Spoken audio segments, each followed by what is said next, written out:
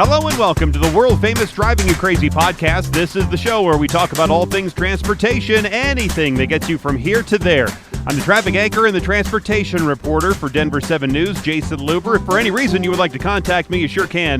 The phone number is 303-832-0217, or of course you can find me on any of the contact links in the description of this show.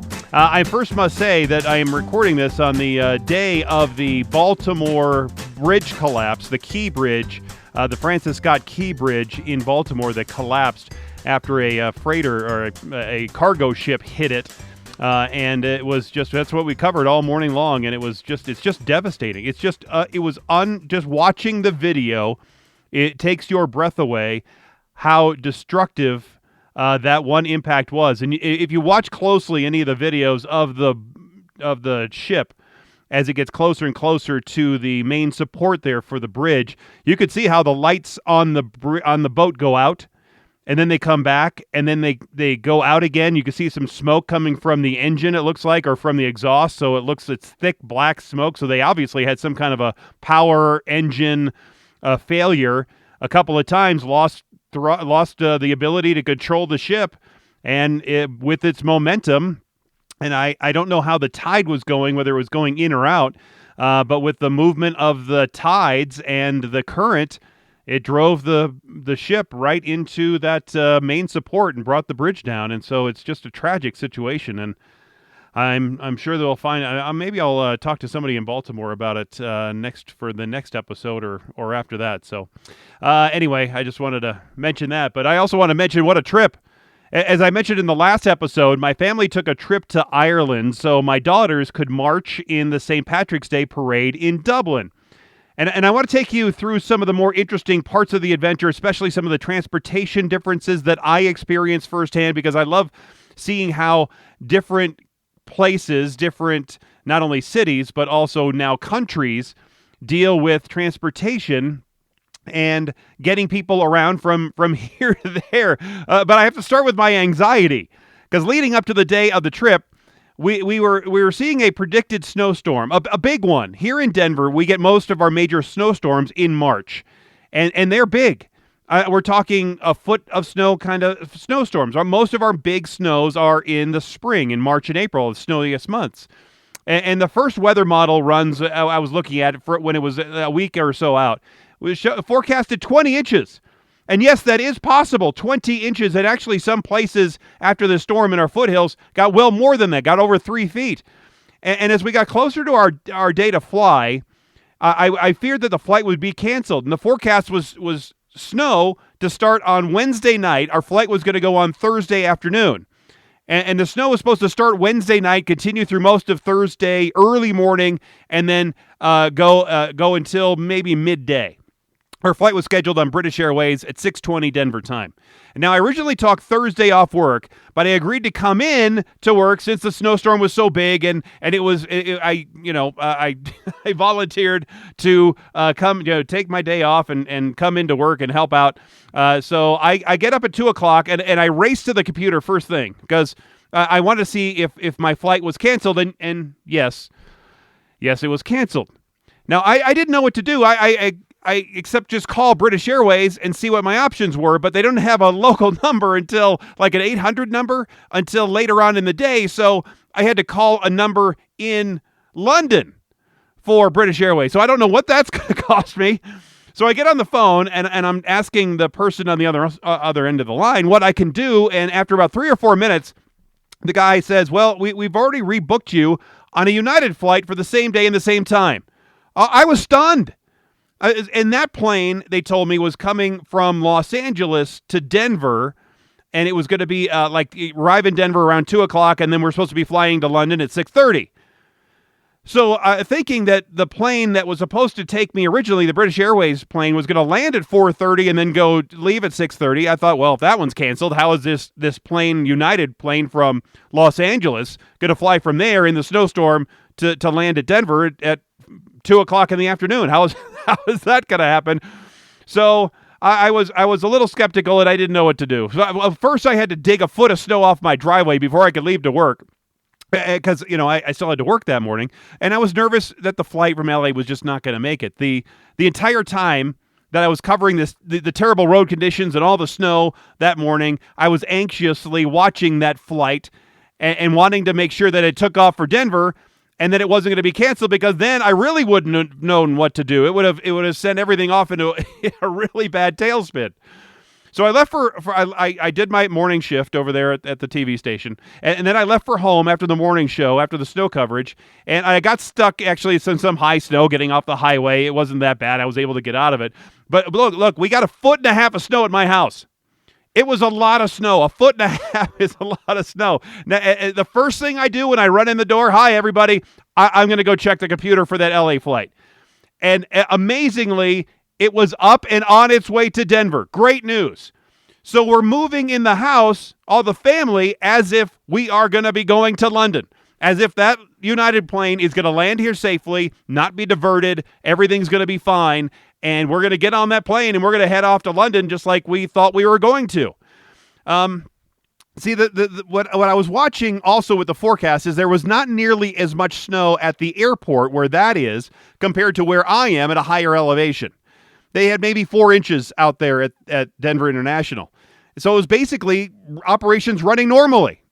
And there were a lot of flight cancellations, including my original British Airways flight. But the United flight, the pilot said, hey, let's just go.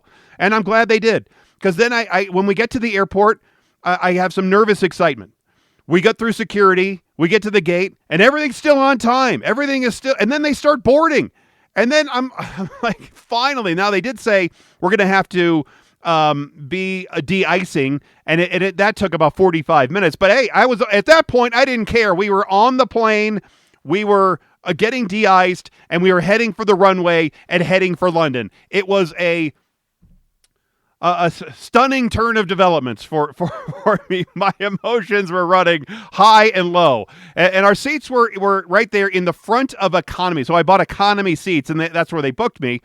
And they sit right in front of the bulkhead. So the seat's just behind the business class, so basically right behind a wall. And then so we were the first seat, so it was good that no one was in front of us to put their whole seat back and crush me. But it was bad because I couldn't keep my backpack with me. It wasn't super comfy. We had the tray table was in my armrest, as was this monitor, the TV or the monitor that you're going to watch some shows or movies or whatever on.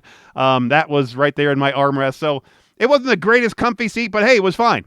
I didn't care as long as the seat was in a plane that was heading to London when we wanted to head to London. So that was the greatest part of the trip right there. So off we go. And we're in the air. And everything's just great. And by the way, on international flights, the drinks are complimentary. And yes, you can have just about as many as you want. I just had a wine and a shot with dinner. My dinner gave me some heartburn. Maybe it was the quinoa salad. I don't know. I tried it. The texture was terrible. The flavor was fine, but I just couldn't get through that.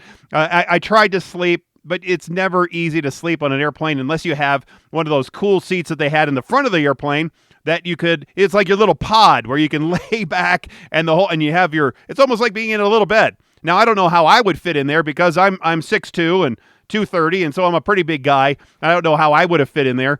I'm sure my kids and my wife would have fit in there perfectly, but I think those seats are like $3,000 or $4,000. What I paid, I'm sure one of those seats at that price is probably what I paid for the entire round trip back and forth. But I bought a couple of neck pillows before the trip, and this other contraption, I don't know if you ever seen it, you have to look it up. I don't even know what it's called, but you actually blow it up and you hug this thing. It has holes in it, and it has this hole for your face that you can put yourself in. I mean, it's a pretty big contraption. It's like as big as your chest, and you basically hug it. But it didn't work as expected because, again, my tray was in my armrest, and you couldn't really use that as a platform. And I think that's what you need. You need to be like within seats to butt it up against the back seat and then also against your tray, and then it could be a little bit more comfy. So it didn't work for me. I didn't really get any sleep. So basically when we landed, I was up for 25 hours since I was up at 2 a.m. and we landed at 9:30 a.m. in London time.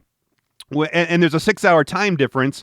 So it was 9, 8, 7, 6, 5, 4, 3. Yeah, 3 a.m. So I was basically up for 25 hours when we landed.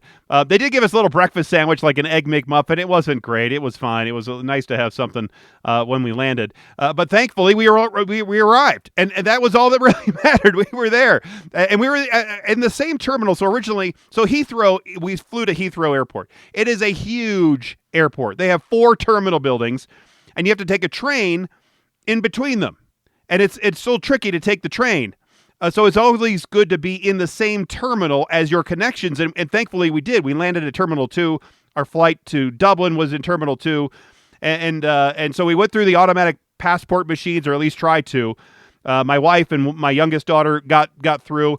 And then I was waiting. I was behind my older daughter. And the machine kicked her out. It didn't say, it said, no, you're no good. You have to go with one of the guys. So fine, I walked with her to one of the guys, and that worked fine. Welcome to the UK. All right. So then we get to the main terminal, check in for our Aer Lingus short flight, an hour flight from Dublin, from London to Dublin. Go through the security, just like TSA, just fine. It's very similar. It's not quite as rigid, I would say, as the TSA here in the United States.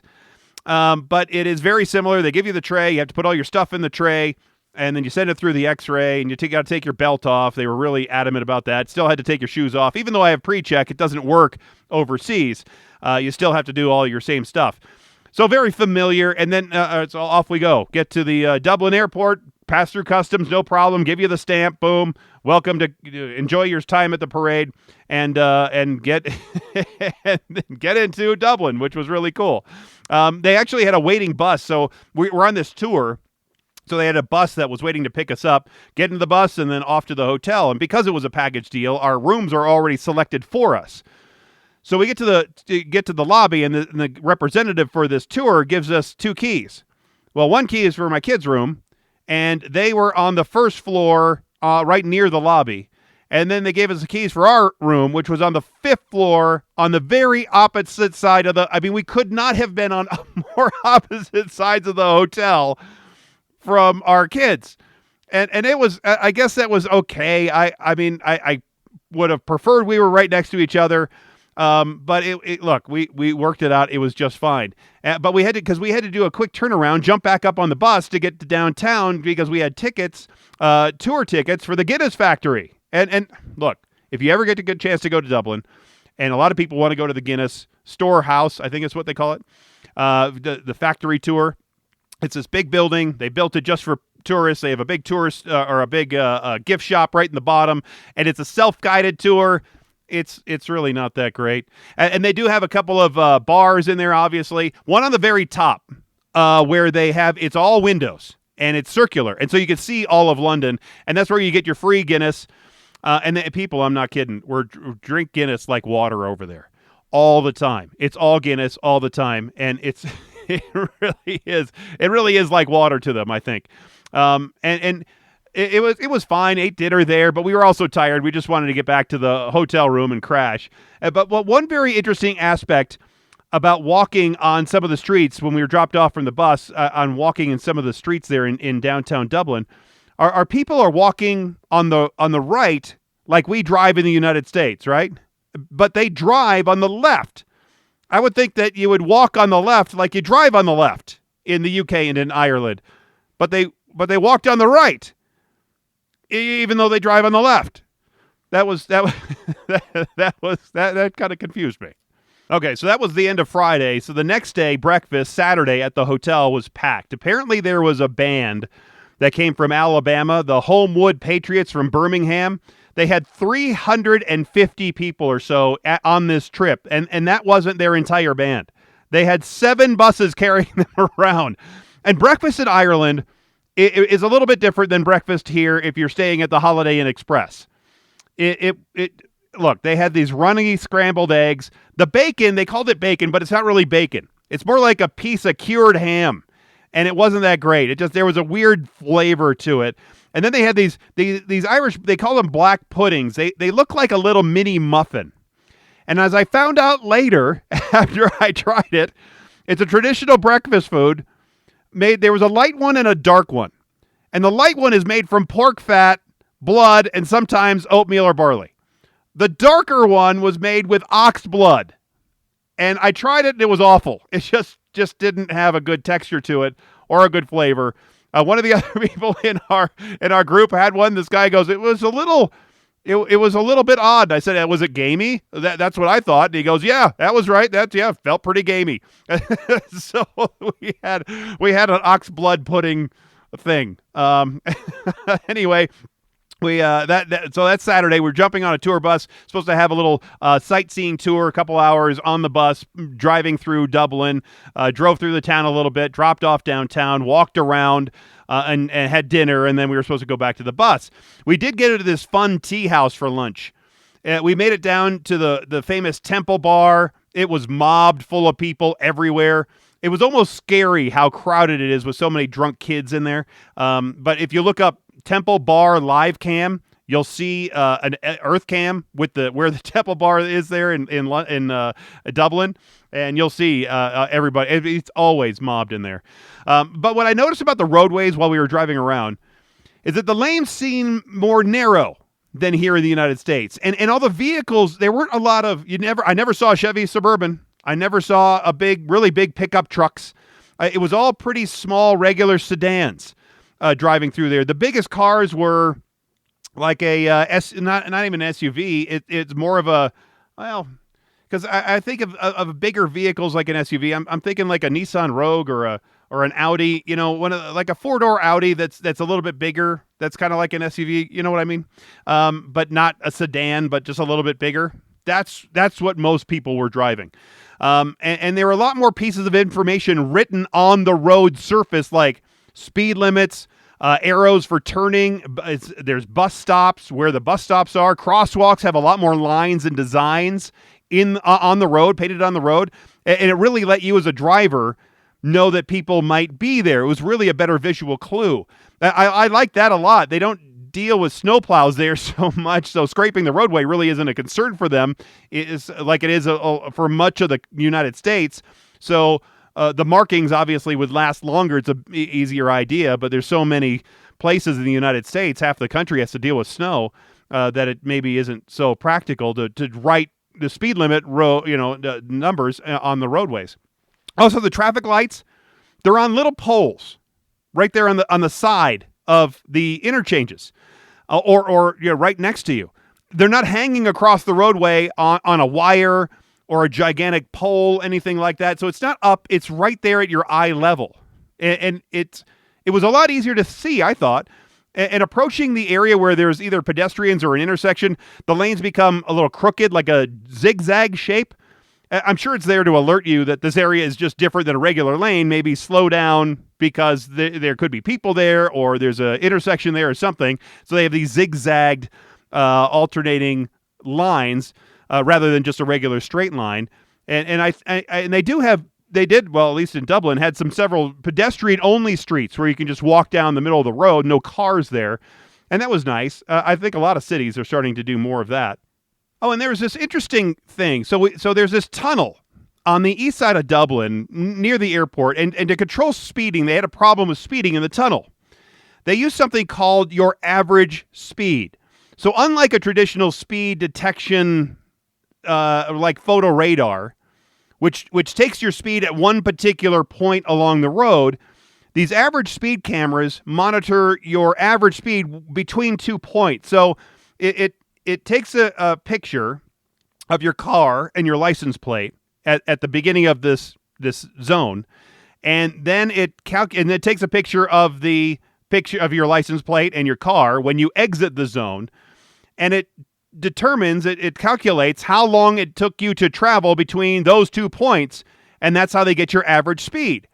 And if you're speeding, if you're over the average speed, they will send you in the mail a ticket, and with the fine and everything. And the fines are pretty steep for speeding in Ireland. So the system apparently is working pretty well to control it. They also have this system on some of their highways. One of them was on the M7 motorway, and they were set about 9 kilometers apart, so you probably forget that you're in the zone. And now get this, the non-compliance rate for speeding, where they put these cameras up before they were turned on, it was 32%. So basically, a third of the people driving in this zone were speeding. Now, after the system went live, the compliance rate soared to 96%. So basically, only 4% of drivers were caught speeding. 32% were speeding before, 4% after. I would say that's a success. And any driver detected of speeding or sent a ticket for speeding by one of these average speed cameras.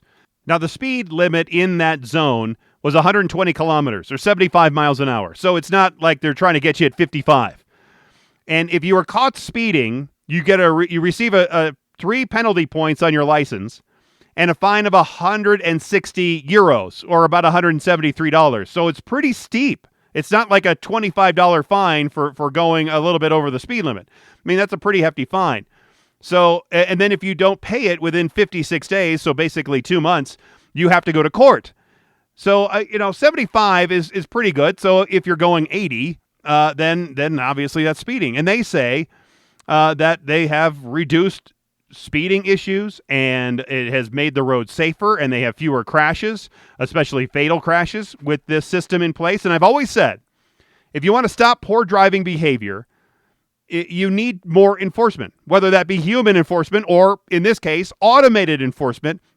Now, I'm conflicted because I in my heart, I don't like cameras watching me. But I also realize that there's a significant speeding problem in the United States. And this is an interesting idea that I think could be looked at, in states, cities. If I were in a legislature, if I was a politician, I would definitely look at this and see if it was something that would work in our town or our state, and see if it would reduce it. Because speeding is out of hand right now, and there are fewer officers to go out there and enforce it. And so I think it's actually a pretty interesting idea. Also interesting, a story from one of our travel guides.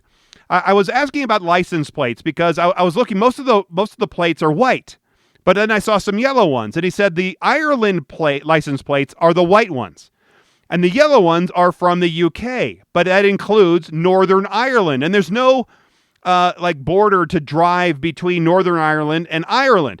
It's just you just drive between them like you do drive between Missouri and Kansas. I mean, you just drive right across state lines like you drive across Northern Ireland and Ireland. But an interesting point is that it can be dangerous for people from the Republic of Ireland or, Ireland, to take your vehicle going up to Northern Ireland. From what I was told, the previous tensions between the two sides. And the guide said, and he was very Irish. He actually said, between all of his stories, he was basically saying that everything good in the entire history of the world has come from Ireland. But so he's defending Ireland in a lot of ways.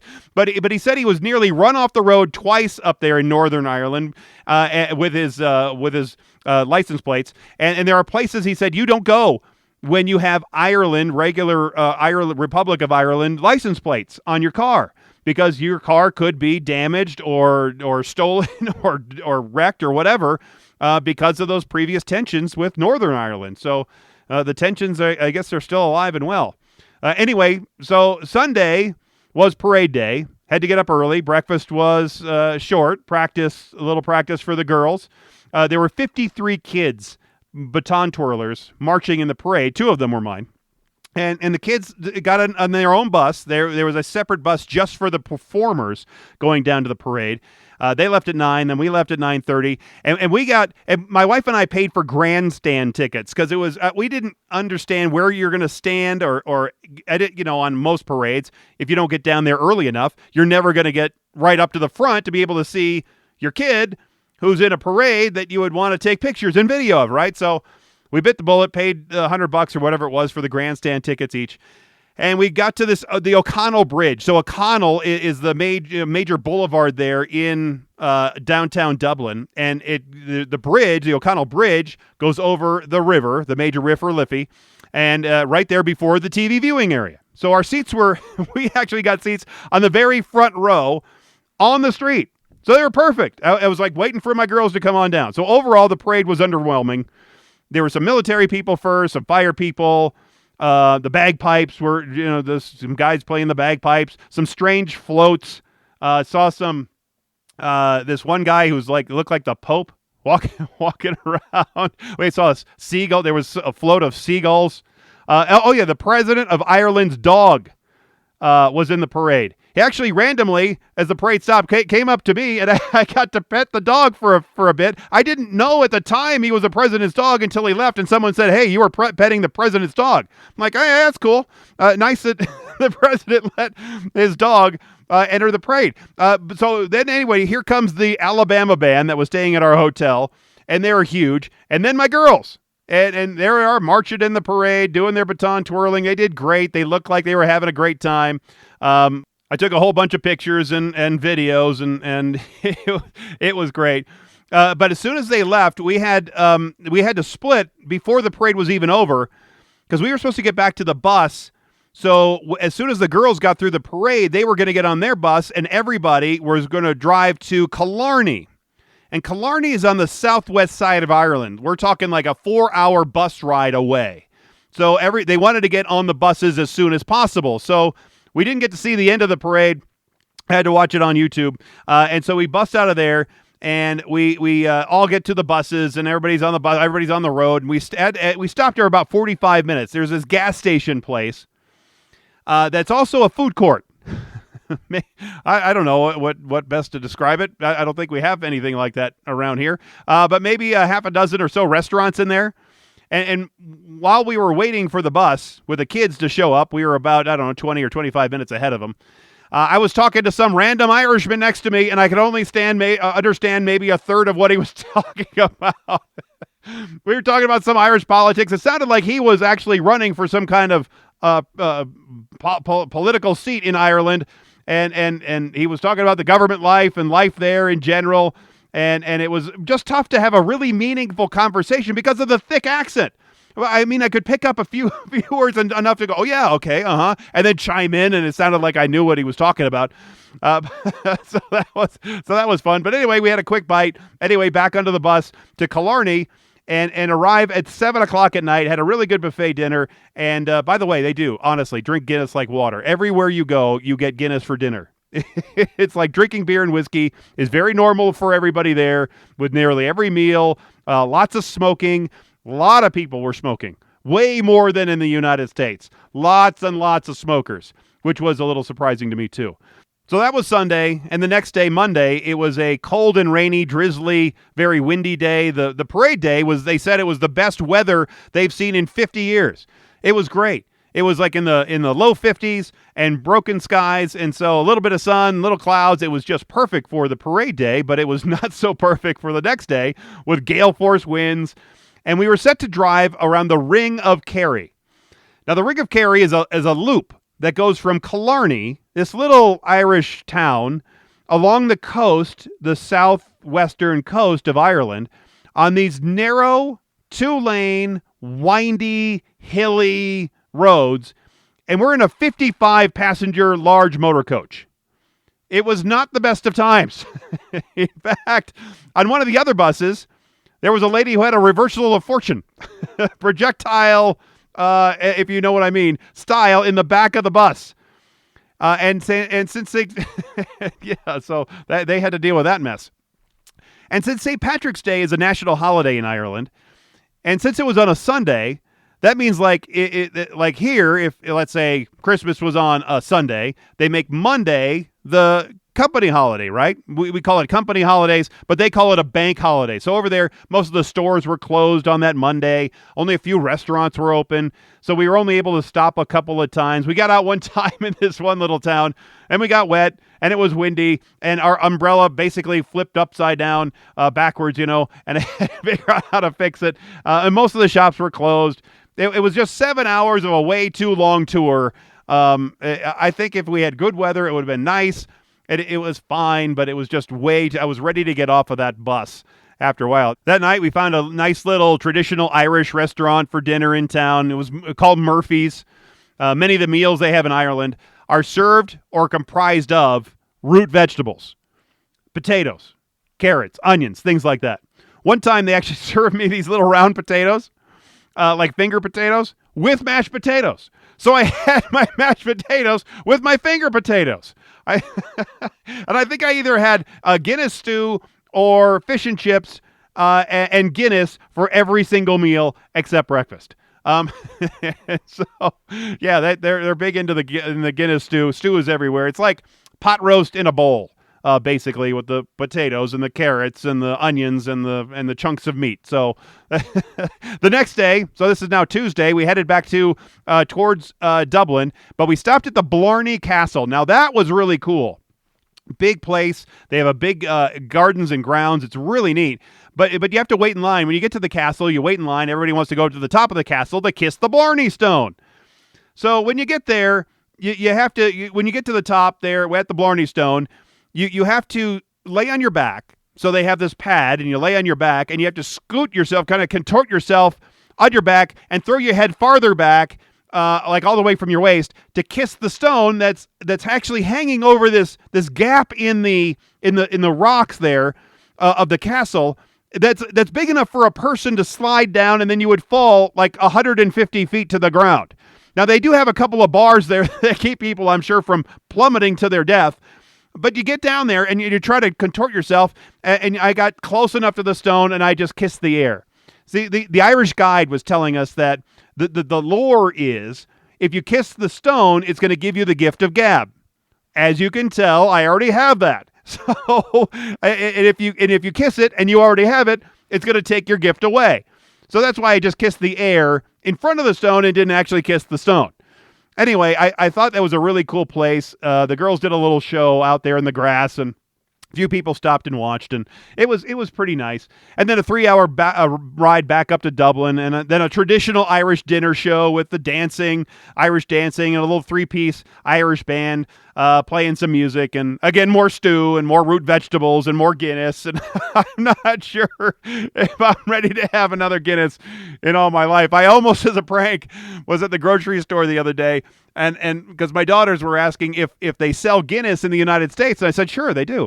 And they have it at the grocery. You go, do they have it in our grocery store? I said, yeah, they do. And so I almost, as a prank, bought one and brought it home for me. They said, Dad, you can't have any more Guinness. I said, okay. But that was the Ireland part of our trip. I saw, I think, everything that I would ever want to see in Ireland. I enjoyed my time there. So at this point, I'm good. I don't think I need to come back to Dublin again. It was great. I just want to see something else. But then we headed back to London for a couple of days. No problem with that flight. Actually loaded the plane from the tarmac. And in the back of the plane, they had everybody go out to the tarmac, and you took the stairs like the president up to the front door like you normally do it off the jetway, or we did off the back. And actually went up the stairs to the back of the plane and entered there by where the bathrooms are. It was fine. It was a little strange. We were sitting in the back of the plane, so it all worked out fine. But in London, my wife bought these tickets. It was for this red bus tour. It was called the Hop On and Off bus. And actually, I think there's a couple of them. Anyway, you could take it for as long as you wanted. You get out. So you get on the bus. You get out at these different stops. You see what you want to see. And then you get back on the next bus. And it takes you to another stop. And you can get out and go look at the castle or the Parliament or Big Ben. You know, all these different things, right? It took us past Tower Bridge. That was when we went actually on this, the River Thames. So you part of that tour allowed us to get on this boat, and this boat, the one-way boat from the Tower Bridge. That's the one that looks like you would think London Bridge, right? Because actually London Bridge just looks like a regular bridge. It's pretty boring, actually. So when you're seeing London bridges falling down, it's a pretty boring bridge to fall down. But Tower Bridge, I think, is what people think of when they think of London Bridge, but it's actually called Tower Bridge. Anyway, so the boat took us from there over past the big Ferris wheel thing, and then we stopped by Big Ben, and it actually stopped right there at noon. So we could hear Big Bell ring 12 times. It was really cool. Saw all the sights of London. I thought, the palace, the Kensington Palace, and the Parliament building, and all the other things. It was pretty neat. We rode a bunch of trains, right? Because we rode a train from the airport to the city. And they're really big into using your credit card with the touchless payment, or using your phone with the touchless payment instead of using transit cards or cash. So you've seen the turnstiles, right? I'm just about any place you go to do transit, get on a train. You can still buy a ticket with cash, but they really encourage you to use your phone. So you go to this the turnstile there, and there's a yellow dial, and you just hold your phone up to it, and you tap it or with your credit card, and then it lets you in. And it knows exactly where you started. So you're charged by where you end. So when you go through the train, wherever you're going, and you get out of the station, and to get out of the station, you have to do the same thing. You have to tap your credit card, the same credit card you used, or your phone, and then it knows where you started, where you ended, and that's how it charges you for that ride. We bought, before going, I bought these Oyster cards, which are supposed to be the same thing, but they didn't work out as well as I thought, because you don't know how much you're charged on that thing and how much it costs from person to person, and it was cheaper for the kids, so it was better for us to buy actually individual tickets for the kids than anyway. That was a bit of a pain. It was easy to get around from place to place. We did ride one day in rush hour, and it was jammed solid. I was 100% jam solid. It was Thursday evening. We were on the train, and it was just jam solid, wall-to-wall people. And the roads, I think, in London are a lot smaller than here in the United States. And their roads are a lot different, too, because they're more windy, a little bit not quite hilly. But the city is, how many thousands of years old? It's just a long time. So it was just these trails that then become roads that then you try to drive on. It's just, so the lanes are narrow. A lot of city buses, a lot of them, the big, tall, red, double-decker buses, and they were everywhere. The drivers must have nerves of steel because they are driving really fast past people, and people are running out in front of because there's a lot of tourists there. Oh, yeah, in the streets, they don't have street signs like here in the United States. You'll see a street sign on the corner. They actually put the street sign on a building right there. So you have to look at the building to see what street you're on. But maybe people already know, or they use their GPS, whatever. But they also had all the street markings on the road. That really helped out. They have some congestion pricing areas, and I've talked about this in the past. And I didn't see a whole lot of private traffic, vehicle traffic, as you would in the United States. And I think mostly due to two things: parking restrictions, because there were a lot of parking restrictions, and I think the parking costs a lot of money there in downtown London, and the time it takes to navigate the city. So it's really, and of course the congestion pricing in certain areas. So those factors have really reduced the amount of traffic. Now there was still some traffic because we had to take a cab from one place from the hotel to we saw Wicked, the show, the musical. Wednesday night when we got to London. So we just took a cab. It was easier for us to do that. So there is some traffic and congestion in downtown London. It's just I don't think as bad because of because what they've done with the parking restrictions and the congestion pricing and that sort of things. It would just really reduce some of the public or the private vehicles that are in downtown London. It was larger. The city was larger than I expected it to be. I would definitely go back in a heartbeat. We only got to see part of the city. There's a lot more to see. I wanted to go see Prime Meridian, where time basically starts, right? I didn't get to see the Abbey Road crossing for the Beatles. I didn't get to see the traffic light tree. I really wanted to see that, but maybe next time, I guess. And I think part of the enjoyment of being on a major trip like that to a part of the world you have never seen is that you survive it. See, I'm a planner to a fault sometimes. I really envy people who can just throw a few things into a bag and then go and be fine for a month. I need a little bit more structure than that. Not a ton more, but I do need some more. I like to have a decent idea about what we're doing for the day just so you don't waste it. I think part of that is that I was traveling with my family. If it was just me, I guess I could just throw caution to the wind and let come what comes. And maybe some of it is just, if it was just me and my wife, maybe I would do the same thing. But when you involve children and you have the whole family, I think it's best to have a little bit of structure. And I really wanted to be more of a free spirit and go with the flow. But I think it's easier when you're single or just married with a spouse who has the same idea as you do, rather than having kids with you too. And that's why for my 50th birthday, we didn't go to Cuba, which we could have a cruise. We were talking about maybe going to cruise to Cuba or going to Scotland, play golf, something like that. Because we had two younger children at the time, all they want to do is go to the beach. So that's what we did. Got on a cruise boat and we went to the beach. Instead of what I thought would be something more interesting, educational, something on my bucket list, like playing St. Andrews, something like that, visiting Havana. So we decided to take a trip on at that time, the world's largest cruise ship. And we had a happy family. I'm not saying that I wasn't happy doing doing that. It was great. I'm telling you, it was a great trip, but I would have been very happy and fulfilled doing the other adventures too that I thought I would have liked to do at the time. Anyway, sometimes in your life, you push back experiences that you want to do because it's better for others than yourself. And that's just part of life and part of being in a family. Because, I know days aren't guaranteed. So it's a gamble whether I'll be able to get to do those things and see Prime Meridian ever. But I hope I have some more time left, and we'll be. And that's the way it is. Anyway, if you have any Ireland or London experience stories and you'd like to drop me a note, it'd be even better if you called the listener hotline, and I'll play your comments on the show. 303-832-0217 is the number. It's also in the description of this show. Thanks again for being here. Thanks for listening. And until next time, I'm Jason Luber, the Traffic Guy. Be safe, and as always, happy motoring.